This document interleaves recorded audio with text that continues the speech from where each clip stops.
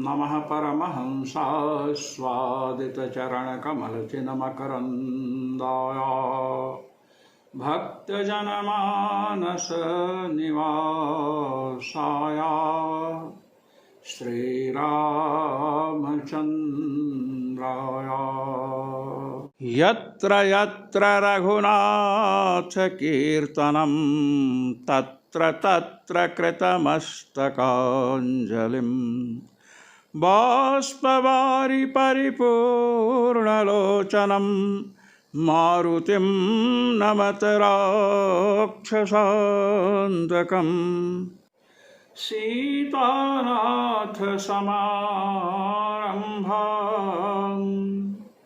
रामानन्दार्यमध्यमाम् अस्मदाचार्यपर्यन्तां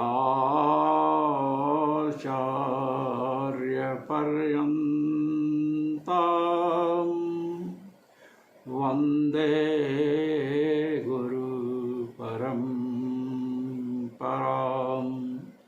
वन्दे गुरुपरम्परां।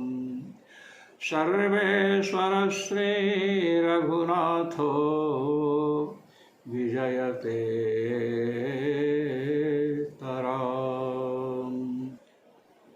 पूर्व में कठोपनिषद के द्वितीय अध्याय की तृतीय वल्ली के 11वें मंत्र में भगवत साक्षात्कार करने का साधन जो इंद्रिय धारणा है उसका निरूपण किया गया कि 5 ज्ञानेंद्रियां, मन और बुद्धि ये अपने व्यापार से विरत हो जाएं,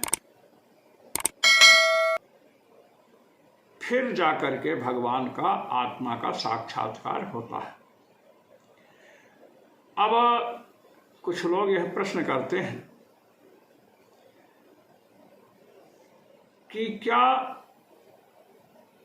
ज्ञानेंद्रियों को, मन को उनके विषयों से न हटाया जाए?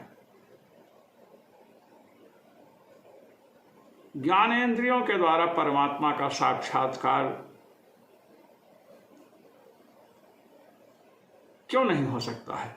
मन के द्वारा क्यों नहीं हो सकता है? और वाणी के द्वारा परमात्मा को हम क्यों नहीं जान सकते हैं? दूसरी बात कि संसार में जो भी वस्तुएं हैं, घट है, घट का चाक्षुष प्रत्यक्ष होता है, चक्षुरेंद्रिय के द्वारा घट का ज्ञान, घ्राणेन्द्रिय के द्वारा गंध का ज्ञान, श्रोत्रेंद्रिय के द्वारा शब्द का ज्ञान, रसनेन्द्रिय के द्वारा रस का ज्ञान, त्वगिंद्रिय के द्वारा स्पर्श का ज्ञान होता है। तो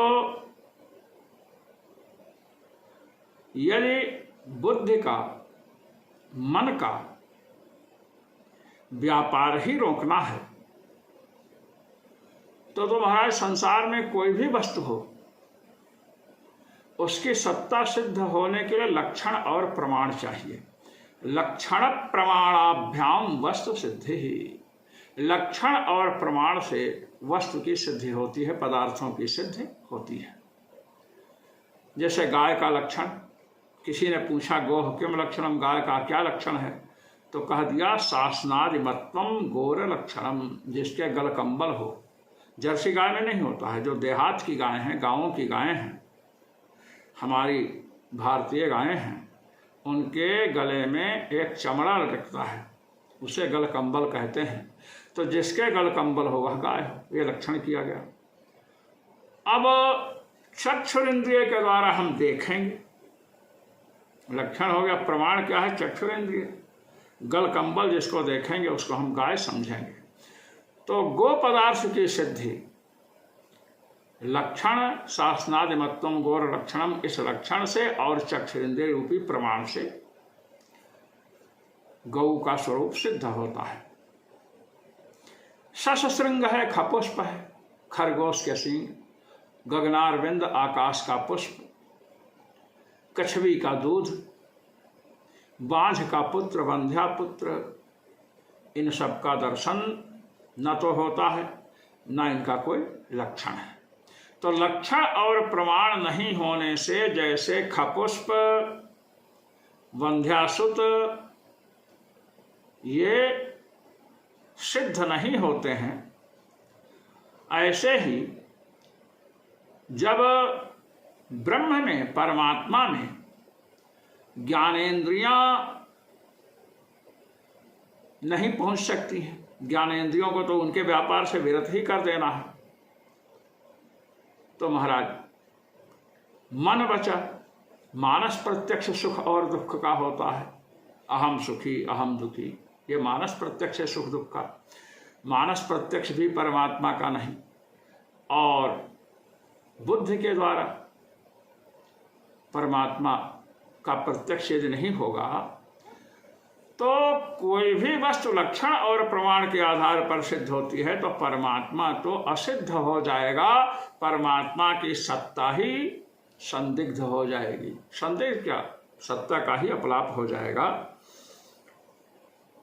इसलिए परमात्मा नहीं है, क्योंकि लक्षण और प्रमाण के द्वारा परमात्मा की सिद्धि नहीं हो सकती है।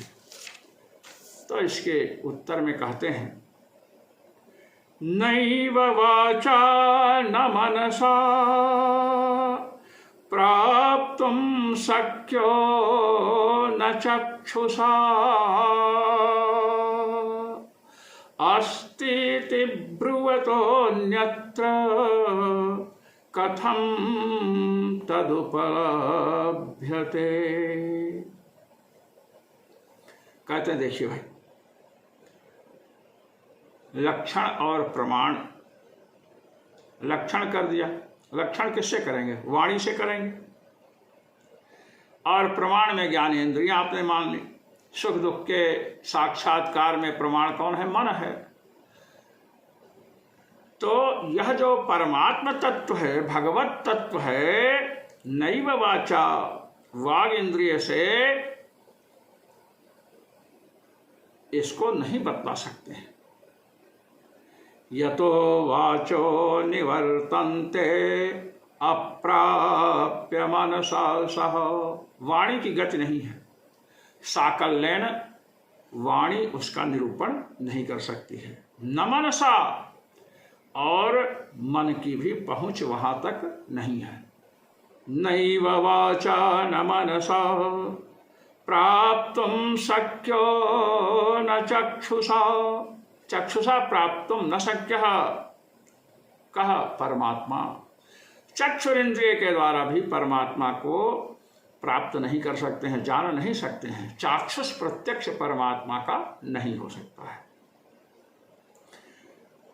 यदि चाक्षुष प्रत्यक्ष परमात्मा का होना होता तो भगवान श्री कृष्ण अर्जुन को दिव्य नेत्र क्यों देते? दिव्यम ददामि ते चक्षुः, दिव्य नेत्र तो इसलिए दिया कि जिससे परमात्मा का यथार्थ स्वरूप अर्जुन देख सके। न चक्षुषा, चक्षुषा जो चक्षुषा पद है यह उपलक्षण है। उपलक्षण क्या है? स्वबोधकत्वे सति श्वेतर बोधकत्वम उपलक्षणत्वम। चक्षुषा पद से चक्षुरिंद्रिय का तो बोध होगा ही, और उससे भिन्न जो श्रोत्र, घ्राण, रसनेन्द्रिय आदि इंद्रियां हैं उन सब का भी ग्रहण होगा। चक्षुरिंद्रिय के द्वारा, घ्राणेन्द्रिय के द्वारा, रसनेन्द्रिय के द्वारा, त्वग इंद्रिय के द्वारा परमात्मा को नहीं जान सकते हैं। तब कहे कि ठीक है, लक्षण प्रमाणाभ्याम वस्तु सिद्धि, लक्षण और प्रमाण से वस्तु की सिद्धि होती है। जब वाणी की वहां पहुंच ही नहीं है तो लक्षण नहीं कर सकते हैं। और महाराज ज्ञानेन्द्रियों से नहीं जान सकते, अर्थात जब लक्षण हो फिर उसमें ज्ञानेन्द्रियां प्रमाण हो, मन प्रमाण हो, तो मन और ज्ञानेन्द्रियों का तो आपने निषेध कर दिया।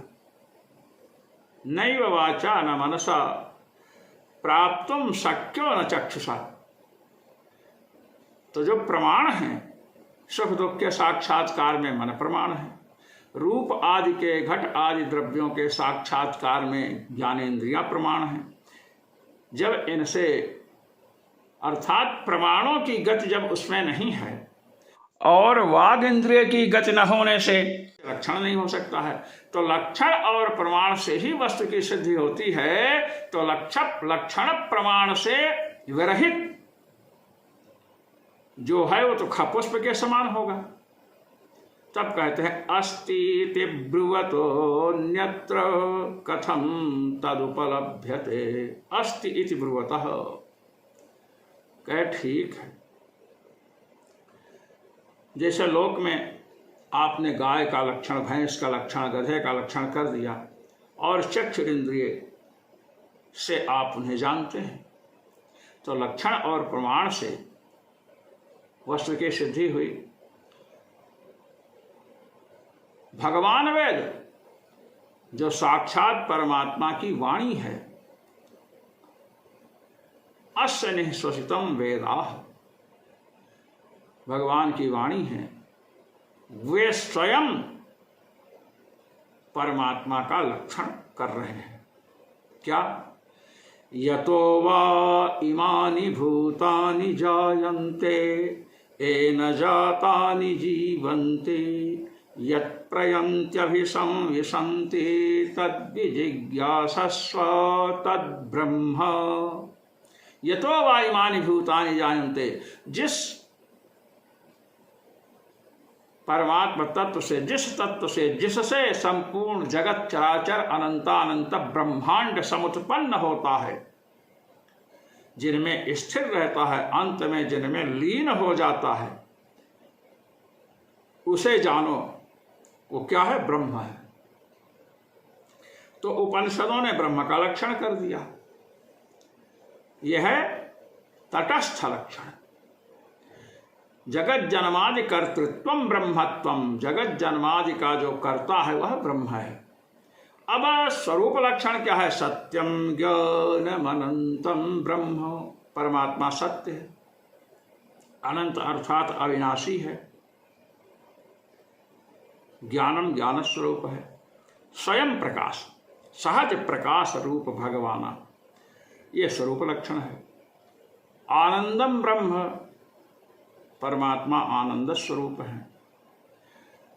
तो महाराज भगवान वेद अर्थात श्रुतियों के द्वारा अस्ति इति ब्रुवतः, अस्ति परमात्मा, जगत जन्मादि कर्तृत्वेन परमात्मा अस्ति।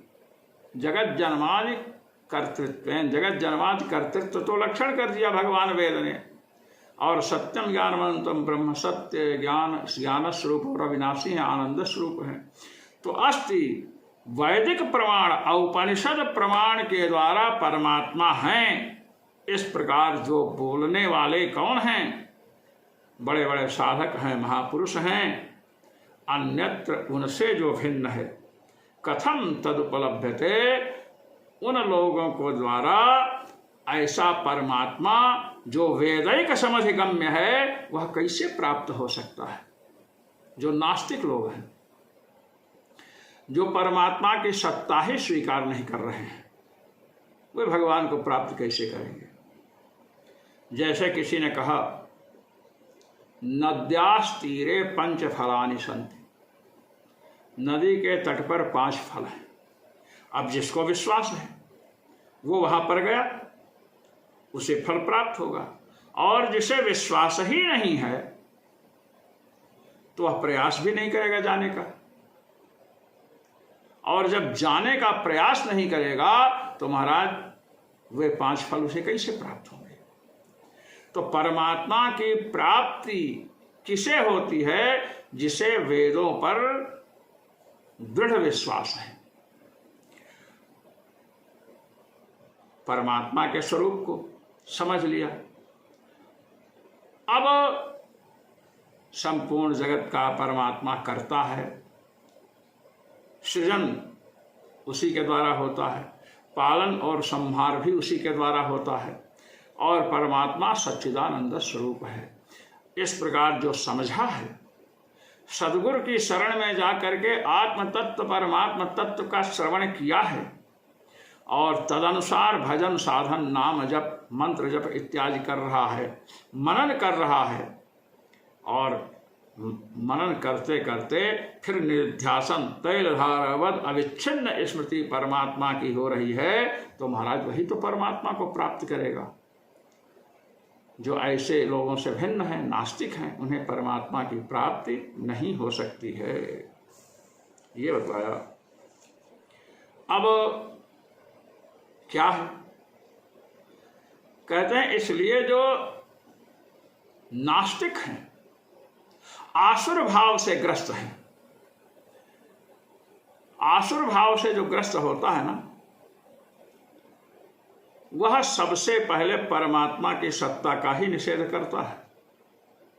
ईश्वरोऽहमहं भोगी सिद्धोऽहं बलवान सुखी, मैं ही ईश्वर हूं।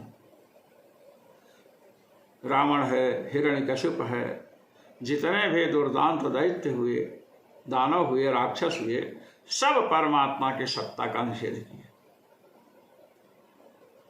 हिरण्यकशिप ने तो प्रहलाद से यहां तक कह दिया,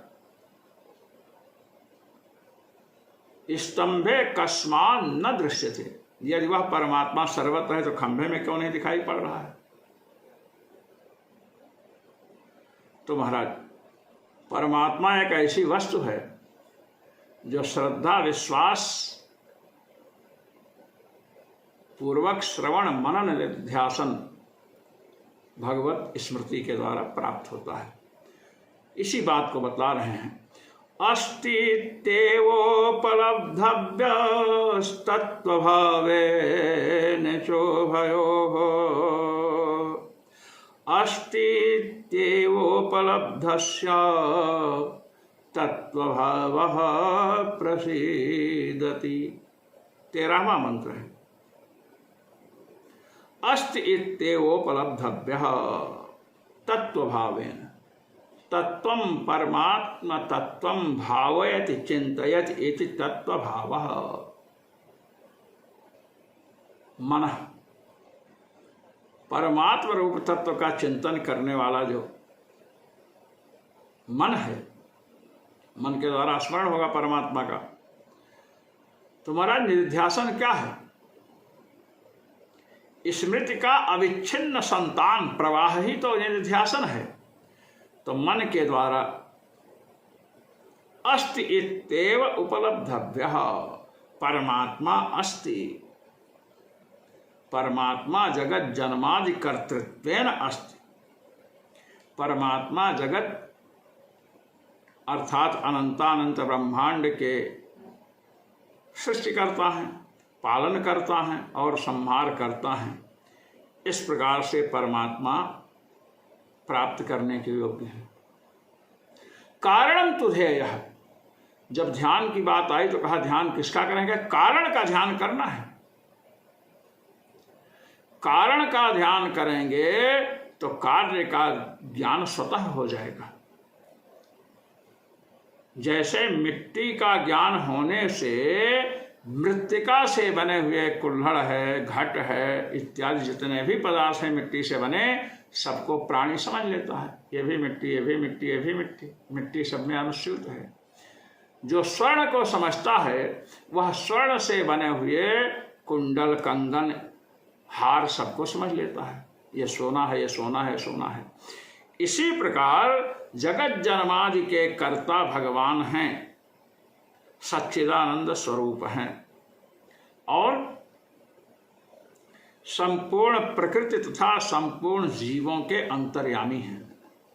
प्रकृति और जीव परमात्मा का शरीर है। जगत सर्वं शरीरं ते स्थैर्यं ते वसुधातलम।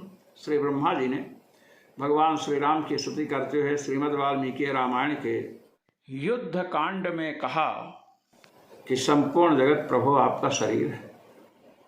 और अंतर्यामी ब्राह्मण में वेद के 2 भाग, मंत्र ब्राह्मणयोर वेद नामधेयम, मंत्र और ब्राह्मण ये वेद का स्वरूप है।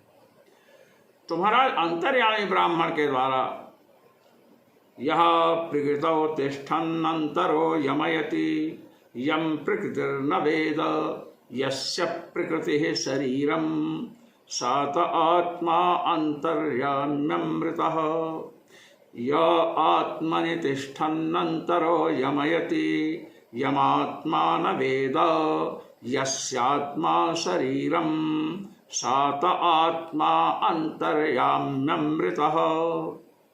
ये अंतर्यामी ब्राह्मण में बताया गया कि जो प्रकृति के अंदर विराजमान है और उसका नियमन करता है। प्रकृति जिसका शरीर है, प्रकृति जिसे नहीं जानती है, वही आपका आत्मा है।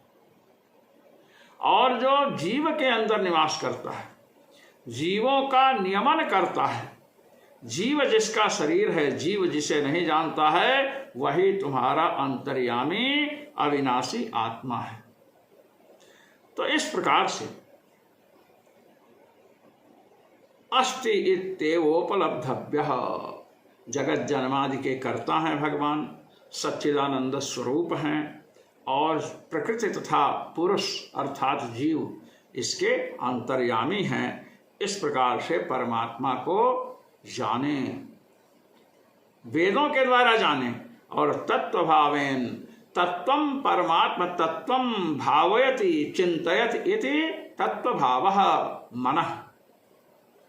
तत्वभाव का अर्थ क्या हुआ?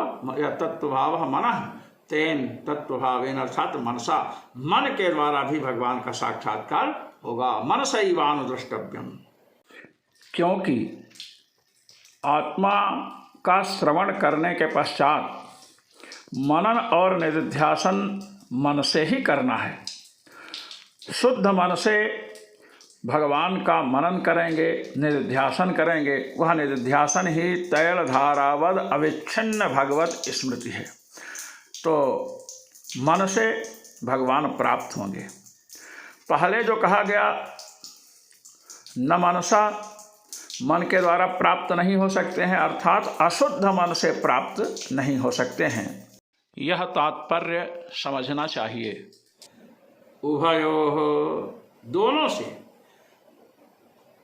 श्रुति प्रमाण से, श्रौत प्रमाण से और शुद्ध मन के द्वारा अस्ति तेव उपलब्धस्य, परमात्मा जगत जन्मादि के कारण है। परमात्मा सच्चिदानंद स्वरूप है। परमात्मा जीव और प्रकृति सबके नियंता है, सबकी अंतरात्मा है। इस प्रकार जब ज्ञान होगा, परमात्मा का साक्षात्कार होगा, तो तत्वभावः प्रसीदति।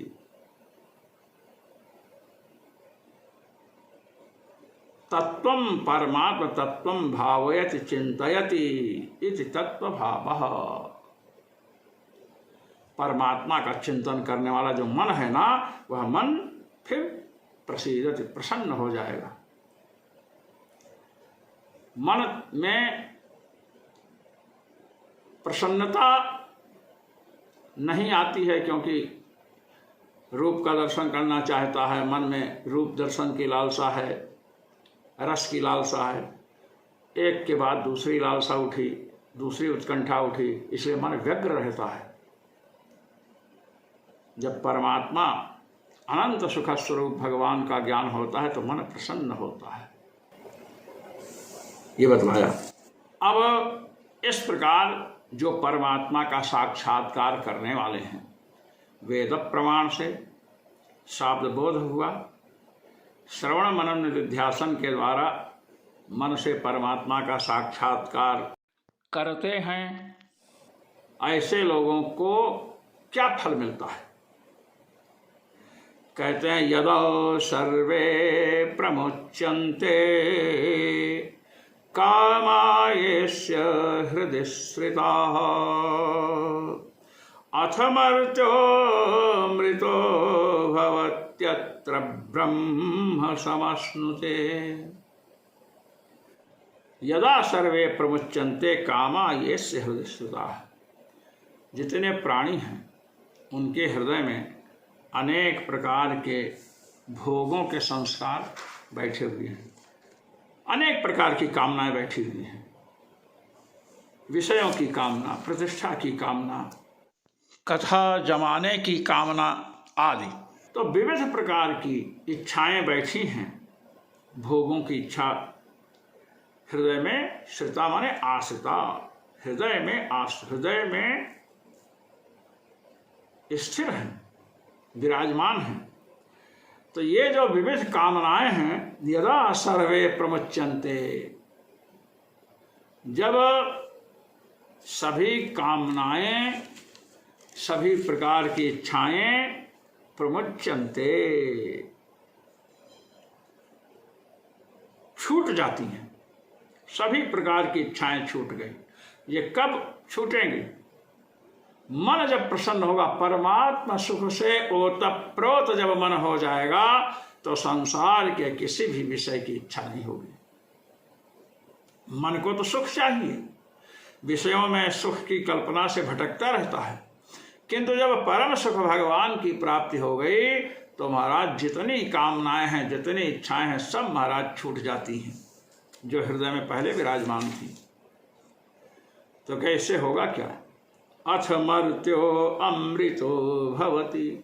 तो जो मरण धर्मा प्राणी है, जो जन्म मरण के चक्र में फंसा था, नाना प्रकार की इच्छाएं, वासनाएं हैं, तद अनुरूप कर्म करता है, उसका फल भोगता है, फिर उससे संस्कार बनते हैं, संस्कार से फिर उन्हीं कर्मों में प्रवृत्त होता है। तो जन्म मरण का चक्र तो चलता ही रहता है।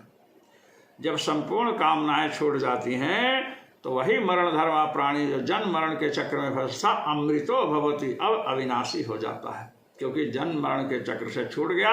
और जो आत्मा का सहज स्वरूप है, अविनाशी वारे अयम आत्मा, अविनाशी आत्मा जब संसार से छूटा तो अपने स्वरूप में स्थित हुआ, तो महाराज अविनाशी हो जाता है, अर्थात जन्म मरण के चक्र से अब छूट चुका है। अत्र ब्रह्म समश्नुते, अत्र माने अस्मिन् संसारे, इस संसार में ही ब्रह्म समश्नुते, परमात्मा का अनुभव करता है, संसार में ही ब्रह्म का अनुभव करने लगता है।